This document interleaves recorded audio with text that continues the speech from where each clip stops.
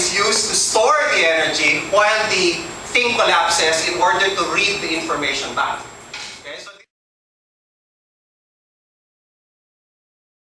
Okay? And the reason, again, for these diodes is the same reason that you have this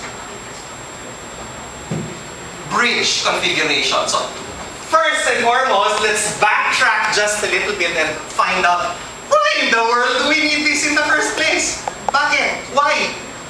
¿Por qué? Anybody? So why in the world do you need a bridge? What does the bridge do? Yeah, it's supposed to convert AC to DC, right? But the thing is already working on DC, so why do I need a bridge? Because somebody felt like he was a hotshot engineer. I said, oh, let's put in something here to confuse people. Is that the reason? What do you reckon? Mabagaling church.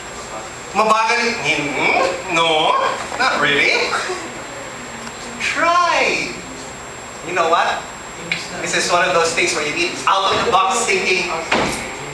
Yes! What is it? Talk into the mic! Wala. Yes! Para mabalik yung input. Kasi... okay. Yeah, that's a good point. Because it is being multiplexed, etc. But you can do the same with a single diode. Okay? You can use diodes as isolators. Hopefully Sir Jess taught you about that. You can use diodes as isolators. That is part of the job, but you don't have to have an H bridge. You can do it with just 2 diodes actually. One for the power and one for the output. So that's 6 diodes versus 2. So why do we need so many? Come on people, think! Para ba sa mga? Para ba sa? Hindi! No. Remember, if you look at the configuration of the RCX bridge, the RCX device, your outputs are defined. These are only outputs, these are the only inputs. You don't interchange them. So it's not anything to do with the motors. No. Try again. How about the people at the back? Yes! People at the back. Yung capacitor voltage na bumalik dun sa RCX. Para yung same thing. You can do it with the that's the same thing as saying that there's an isolation. So that's the same 2 diodes I'm talking about. So it got to be something else. There's something else.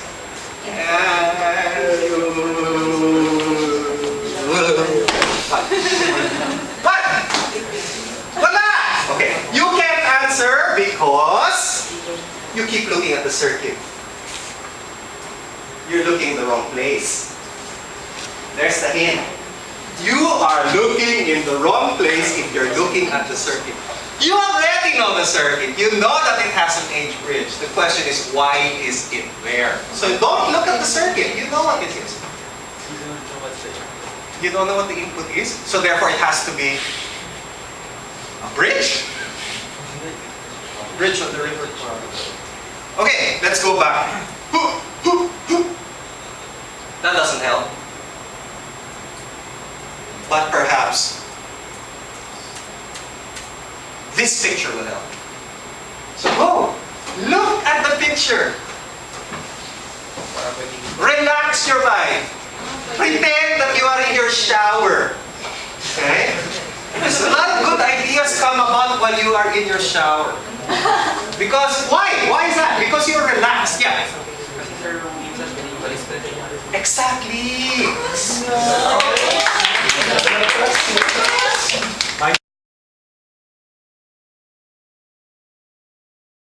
Think about the mechanical and electrical consequence of being a Lego.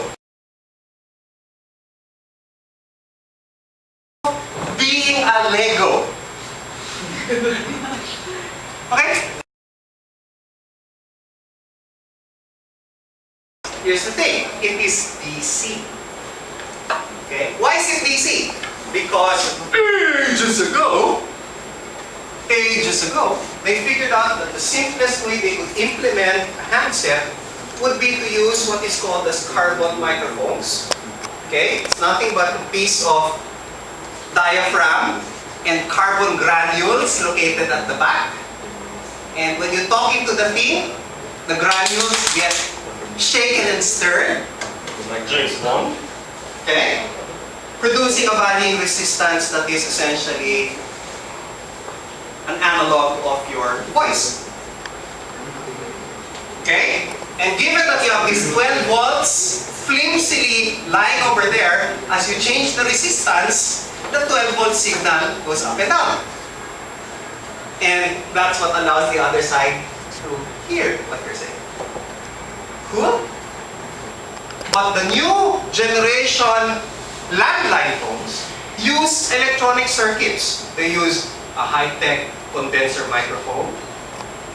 They use a real speaker. And they use electronics so that you can go beep, boop, boop, beep. And yet you can take that same phone and do like this. And it still works. If you want to change the polarity just to test if Mr. Ong is telling the truth or not, okay, you can just take these two wires and invert them here, outside. Okay, and you'll notice that your phone doesn't give a darn. Okay, it still works. By the way, if you will attempt to do this, may I be conscious pilot and wash my hands first of any kind of responsibility, because under normal circumstances, 48 volts is not going to do anything to you. You can hold it quite easily and you will not feel anything because we are several meg ohms of resistance. However, let me forewarn you about one thing. If by any chance, while you are doing this, somebody decides to call you up. Okay? The call-up sequence is very simple. What happens is that PLDT sends a nice AC signal onto the 48 volts. And so theoretically, you wouldn't give a damn because what is 48 volts down to ground? It's not a big deal. Except that inside the telephone, there is a resonance circuit. Okay?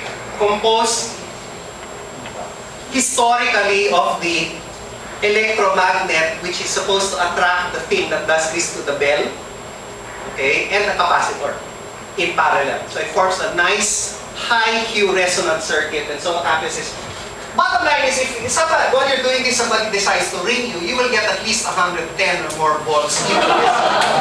And certainly 110 volts is more than enough to give you a nice So if you want to do this, ladies and gentlemen, may I suggest that you do it in the morning when you're still sleepy so that, you know, feel